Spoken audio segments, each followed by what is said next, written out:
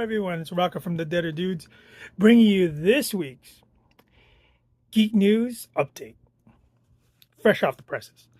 All right, the first news that is making a lot of segue is the announced cancellation of the Acolyte, the Star Wars latest series that goes 100 years before The New Hope and tries to shed light, pun intended, on nuances to the Force, the Darkseid, the Sith Lords, and the Jedi Order, which is apparently not as pristine as thought. There's a lot of backlash, some understandable, some not really, but it did have a pretty good overwhelming viewership. I guess due to the harsh criticisms that they've taken, it was canceled. Now, for those that watched, there are a number of really brimming plot lines that I at least would have loved to see play out. Like, there's a cameo from Sith Lord Darth Plagueis. Osha had committed to the dark side and now was the Acolyte for the Stranger. And there seems to be a hint of something more between those two. And then, of course, Jedi Master Venestra Rowe intimating to Master Yoda of this cover-up and things she's not so proud of that she has tried to contain but is now blown right off, and that there is a sprouting evil, or dark side rather, that needs to be addressed. That's a big deal, and for that to just be canceled off, I don't know. All right, moving on to Marvel. XMen 97 Season 2, due to changes of the writer and a few other things, has been given an update that possibly X-Force, possibly other members of Marvel, and two new previously not shown X-Men or X-Force or some lineage will be revealed that weren't previously there. That sounds interesting. The animated series is fantastic. Can't wait. Can't wait. I hope that the direction maintains the edginess that the series had embodied. We move on now to Spider-Man 4.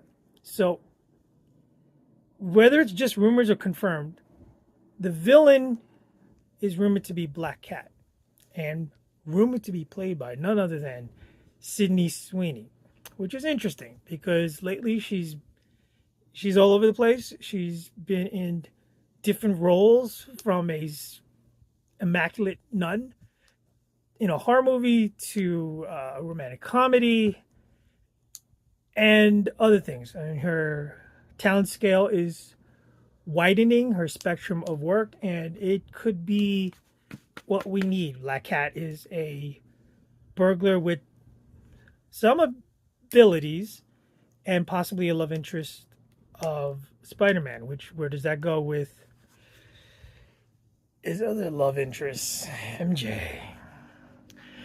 Okay, well, that does it, I think, for Marvel. DC had made a little hint at Darkseid. Darkseid might get topped off by another villain, or where that goes, I'm not sure. That's actually not a lot of information from DC, which is a little troubling considering Marvel seems to be on a full-scale attack to regain its glory. All right, so with that said, let's go on to 28 days later. 28 years later, rather. So the way much anticipated third installment of the 28 Days Later saga, which I'm a fan of, will star Danny Boyle as the director, Andrew McDonald, the producer, all coming back. These are the original guys. And of course, will star Cillian Murphy, Jim, good old Jim. Cillian Murphy hot off, the nuclear movie, will now reprise his role. This is 28 years later. According to sources, it will be a gritty, surprising entrance in a way that growls. And let's put it that way. That's the quote. So that is interesting. The other part of the 28 years later update is it's actually going to be a trilogy. So they wrapped up part one in a few weeks. Very soon, part two will start filming. And then, although not confirmed, there will be a part three. Release date will be 2025. So let's see where that goes.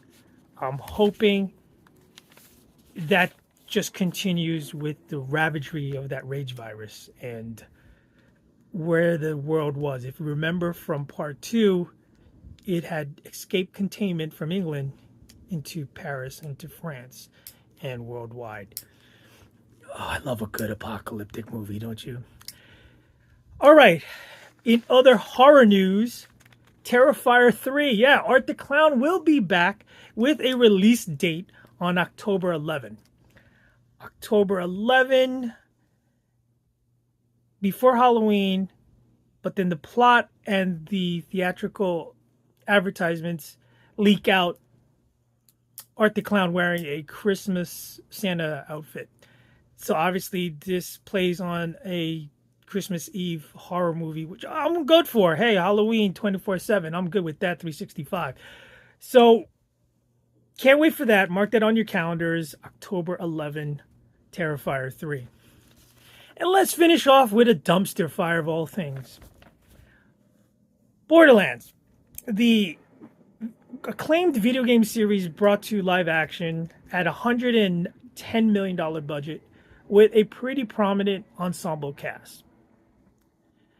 Down in flames in an epic way, that $110 million budget has only yielded $21.2 million at this point and dropping like a stone thrown from El Capitan. Now, many people can cite why and how this happens. Poor CGI, poor casting, poor script. I mean, poor all the way around.